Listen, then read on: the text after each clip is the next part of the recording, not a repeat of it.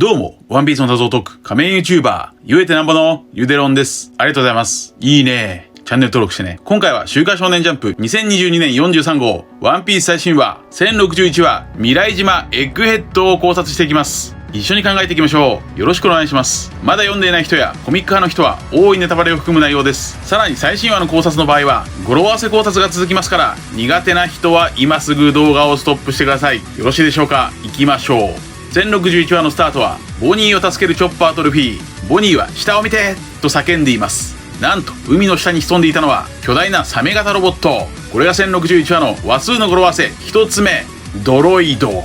ドロイドでしょう。ドロイドとはアンドロイドから名付けられた映画スターウォーズの造語で、人工頭脳を備えた自律機械、つまりロボットです。そんなサメ型ロボットはまるでサニー号に搭載されたチャンネル3シャークサブマージ3号のよう。巨大なサメ型ロボットのヒレにも03と書いてあります。そしてサメ型ロボットは魚雷を発射してサニー号を爆撃。一味は海へ投げ出され、ルフィ、チョッパー、ボニーをジンベエが救出に向かいます。そして例によって一味はバラバラになりますが、まだまだ追撃してくるサメ型ロボット。ジンベエは海の中へ逃げるから、ルフィたち悪魔の実の能力者に息をいっぱい吸い込めと言います。これが1061話の話数の語呂合わせ2つ目、入れる人。息を入れる人。この入れる人という語呂合わせは後半でも登場します。サメ型ロボットの攻撃を受ける麦わらの一味。そんな危機的状況を救ってくれたのは、なんとフランキー将軍に似ている巨大ロボット。ここで場面は変わって海軍 G14 支部。パンクハザードで出会った巨大な子供たちに薬を与えて治療する優しい海軍多子木。これが1061話の話数の語呂合わせ3つ目、人思い。人思いでしょう。これはやはり1年半前に考えたワノ国の魚人島先取り説のように、引き続きこの新しい島ではパンクハザード先取り説が有効になっているようです。それはやはりすでに考えた最終章の構造通りでしょう。例えば1058話ではバギーの生首が登場しましたが、パンクハザードの最初には金右衛門の生首が登場していました。そして1059話ではベガパンクが実現したルナーリア族と七部会を掛け合わせた巨大な子供セラフィムが登場しましたが、これはシーザーが研究していたパンクハザードの巨大な子供たちと繋がっているでしょう。そんなパンクハザードは寒暖差がある炎と雪の島でしたが、次の1060話では寒暖差から発生する暖水海が登場しています。やはり魚人島先取り説に続いてパンクハザード先取り説を宣言しておきましょう。さらに新キャラ海軍中将ドール、海軍少将プリンスグルス、海軍中佐ヒバリも登場。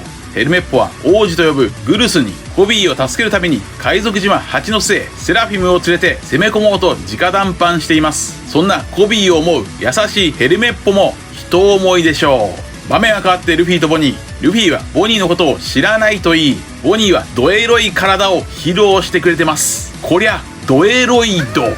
そしてボニーは白髪になったルフィの手配書に疑問を持つと、ルフィはあれは俺が自由になった姿だと言います。これが1061話の話数の語呂合わせ5つ目、ゼロを前につけて踊る人。踊る人、つまりはジョイボーイでしょう。ジョイボーイとはカリブ海の踊りの神です。そしてボニーはこの島に一人で来たと言いますが、ボニーはルフィと共に腹が減ってきたと言います。これが1061話の話数の語呂合わせ6つ目、同類。同類でしょう。大ぐらいボニーと大ぐらいのルフィ、そしてサメ型ロボットや巨大ロボットを作るフランキーとベガパンクもおそらく同類です。腹が減ったルフィは飯屋を探そうと言いますが、ボニーはおいムチ野郎どもと、ボニーのこともこの島のことも何も知らないルフィをムチ野郎と罵倒します。これが1061話の話数の語呂合わせ7つ目、人は無知。人は無知でしょう。そんなルフィとボニーが上陸した島はベガパンクの島。500年後の未来と言われる未来島エッグヘッド。エッグヘッドとは知識人という意味ですが、一方で知識をひけらかす頭でっかちな人、それが転じてハゲ頭という意味もあります。そしてこの1061話は例によって161話ともつながるでしょう。今回のつながりはかなり難しいですが、1061話は意外な形で161話とつながります。161話にはエッグヘッドではなくメロンヘッドの男ミスターメローが登場しています。このメロンヘッドとはアメリカの都市伝説に登場する巨大な頭の子供です。その都市伝説はドクタークロという医者が孤児院で奇形の子供たちに人体実験を行い、その拷問を受けた子供たちは怒り、ドクタークロウを殺して森に逃げ込み、その後その奇怪な姿が目撃されたという都市伝説です。このメロンヘッドの都市伝説はドクターベガパンクとつながってきそうです。つまりベガパンクは巨大な頭をしているのか、それはインペルダウンで出会ったイワンコフのように、現在の最終章はパンクハザードとインペルダウンとリンクしています。そんなメロンヘッドの男ミスターメロウはアラバスタで雨を人工的に降らせるダンスパウダーを密かに運んで暗躍していました。つまりベガパンクにも何か秘密がありそうです。そしてミスターメロウの T シャツには半熟の文字、エッグヘッドには巨大な卵がありますが、これは半熟卵なのか、それとも完熟卵なのか。本編に戻りましょう。ボニーはエッグヘッドにはベガパンクに用があって一人で来たと言います。これはおそらくバーソロミュークマの心を治療してもらうためでしょう。つまりボニーも人思い。場面はルフィ以外の麦わらの一味へ。そこへ巨大ロボットの中から現れたのは美少女。歌に似ているその美少女は、わしゃ政府に雇われたしがない天才科学者ドクターベガパンクじゃと言います。なんとベガパンクは美少女だった。これが1061話の話数の語呂合わせ8つ目、天雷。天雷でしょう。天雷とは天から得たかと思われるほど優れていること、つまりは天才のことです。そんな天才ベガパンクは美少女だった。過去に僕はベガパンクはシーザー以上のクソ野郎だと考察していますが、ベガパンコちゃんは歌に似ていて愛らしい見た目です。しかしまだわかりません。シーザーもパンクハザードでは茶ひげからいい人だと言われていました。そしてベガパンコの服にはパンク02と書いてあります。この1061話の話数の語呂合わせはドロイド、入れる人。つまりこれはベガパンクの脳を入れた美少女ロボなのか、それとも遠隔操作しているアンドロイドなのか。エッグヘッドとつながるパンクハザードではローがオペオペの実で心と体を入れ替えていましたが、ベガパンクは未来技術で脳と体を入れ替えられるとなると、前回160話ではイム様が登場しました。そして過去にイム様の能力とは水や雨の能力だと考えました。さらにこちらの動画ではイム様の名前とはネフェルタリ・イムかもしれないと考えました。それはイム様が水の能力なら、ビビは元ミス・ウェンズデー、水曜日という意味だからです。そしてそのビビの手配書をイム様はナイフで刺さずに見ていました。さらにイム様とはこちらの動画で不老の存在だと考えてきています。さらに現在ビビは行方不明。これらを今回のベガパンクと合わせると、イム様はビビの体を乗っ取って不老を実現している可能性。もしもそうであれば、イム様とルフィが出会った時、いつかまた会えたらもう一度仲間と呼んでくれますか。このビビのセリフが違う意味で聞いてきます。ただしこれはまだ可能性の一つです。本編に戻りましょう。ベガパンクはさらにサメ型ロボットは失敗だったと語っています。それは生物の欲は制御できないと。ここから考えられるのはツイッターで考えた考察。ハンコックのセラフィムがハンコックの血統因子から作られたなら、ハンコックのセラフィムもルフィに恋をしてしまう。生物の欲は制御できない。なぜなら恋はいつでもハリケーン。天才ベガパンクも恋の方程式は解けない。神話では天使セラフィムの一部は神を裏切って堕天使悪魔になってしまいますが、その理由は人間との恋らしいです。さらにミホークの子供時代のセラフィムも怪しいです。パンクハザードの巨大な子供たちはフランキー将軍を見てロボだーと感激していました。これと同じようにセラフィムのミホークもフランキー将軍に感激して命令を聞かなくなってしまう。そんな可能性もあります。以上です。続いてはいつものように次号1062話の展開を話数の語呂合わせと話数の一つなぎを使って考えていきましょう。1062話の話数の語呂合わせ予想一つ目はトラップ。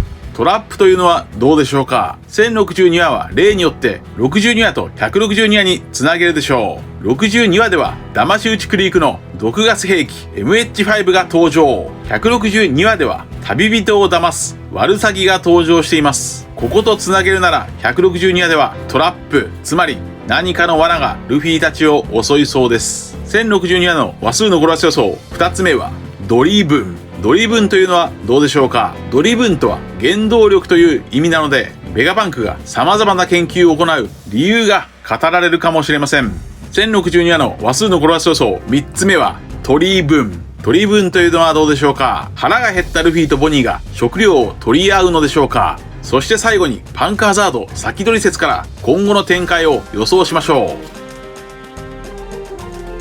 パンクハザードではルフィとローが同盟を結んでいます。このことからエッグヘッドでも意外な海賊同盟の話が登場しそうです。またパンクハザードといえば殺戮兵器死の国ですから、ここから古代兵器の話になるかもしれません。火の竜とも言われるサラマンダーのサラサラの実スマイリーは飴玉を食べて死の国に覚醒していました。となると前回1060話でルルシア王国を消した古代兵器ウラヌスは雨×竜の蹄であり、それは雨をかける竜のイメージだと考えました。そして先ほど考えたメロンヘッドの男ミスターメローは雨を人工的に降らせるダンスパウダーを運んでいました。つまり160話でルルシア王国を消した雨をかける古代兵器はベガパンクが関係している。雨と雨と雨。この伏線は1年前このように考えました。こちらです。そしてクロコダイルは人工降雨線とダンスパウダーと呼ばれるもので、雨を人工的に成長させ、アラバスタに降るはずの雨を別の場所で降らせ、アラバスタから雨を奪っていました。つまりクロコダイルは水をコントロールしていたわけです。このことからイム様は雨をコントロールできる可能性。イムとは海のイメージ。さらにイムとは雨です。こちらの語呂合わせサイトによれば、雨はイムと書きます。さらに雨は雨とも書きますから、天竜人の頂点のイメージにぴったりです。また雨とは雨の描写にも注目です。例えば元天竜人ドフラミンゴは雨によって誕生するスマイリーこと死の国を開発していたシーザーと手を組んでいました。エニエスロビーを襲ったバスターコールの砲撃はサンジによって雨に例えられていました。ワノ国ではルフィたちを裏切ったのは夕立勘十郎、つまり雨でした。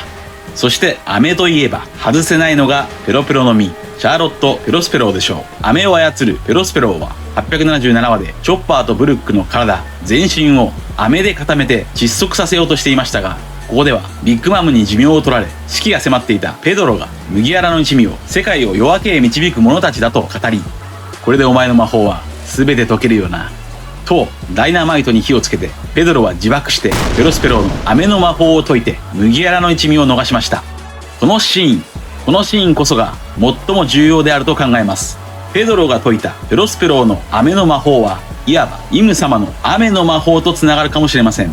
雨をかけるダンスパウダー、雨を舐めて覚醒する死の国の飛竜スマイリー、ルルシア王国を滅ぼした雨かける竜の蹄、それは太陽の神であるルフィと敵対している雨。ルフィはそれを倒して世界を晴れにする。以上です。